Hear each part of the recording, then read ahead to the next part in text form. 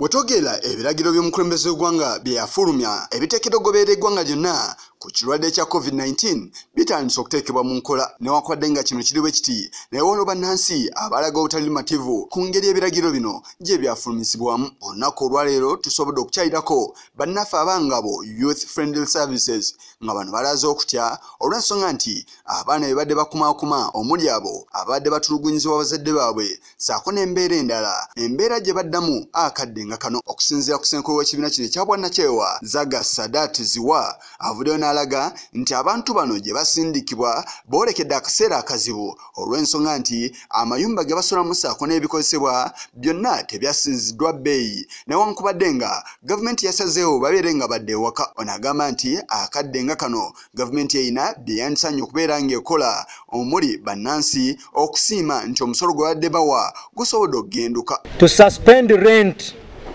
for 32 days as Ugandans reorganize themselves within this scenario. To suspend loan repayment for 32 days in which people will be able to reorganize and as well determine how to pay back in the next coming month. To waive taxes on OTT data, umeme and TV subscription to allow Ugandans to be able to communicate effectively and understand where the scenarios or the cases suspected.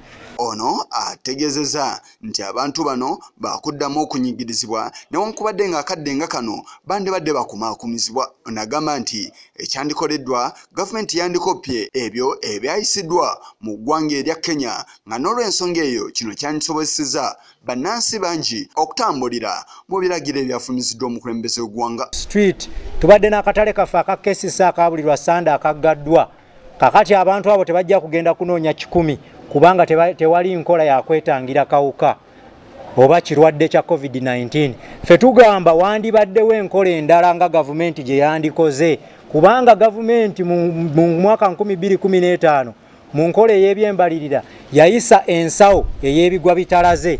Ensawo eyo tugirabye ng'erabikira mu nsonga ng'ez'enzige n'ewalala naye tennalabikira mu nsonga za kirwadde kulaba nti Munnayuganda gwe tujje ku mulimu gwafuna 10 agenda kubeezaawo atya famire ye. Ono era agamba nti okusomoozebwa kungi nnyo okwandisaliddwa amagezi mu kadde nga kano.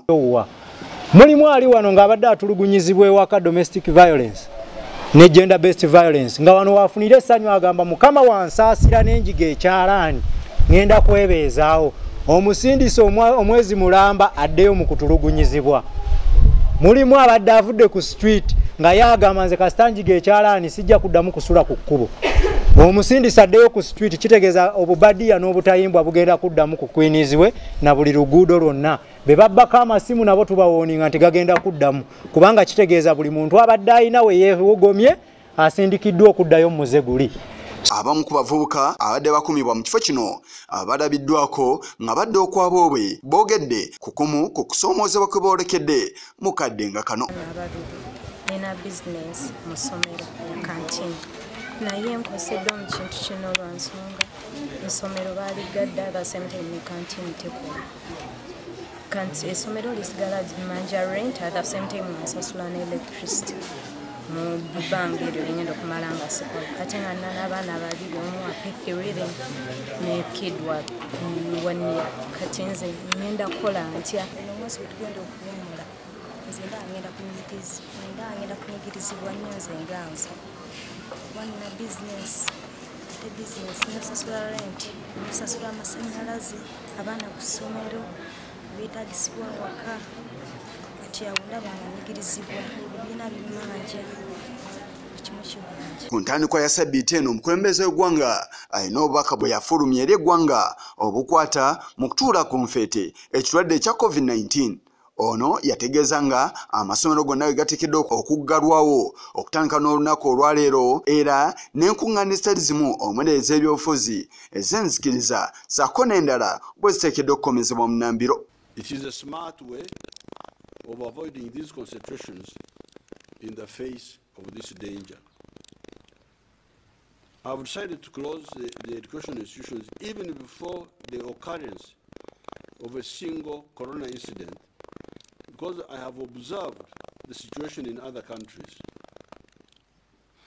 once the epidemic breaks out, there's so much stampede that the first suspect to be affected is the transport. Yes, Chigongo, Kurwa, Channel 44, Oregulo.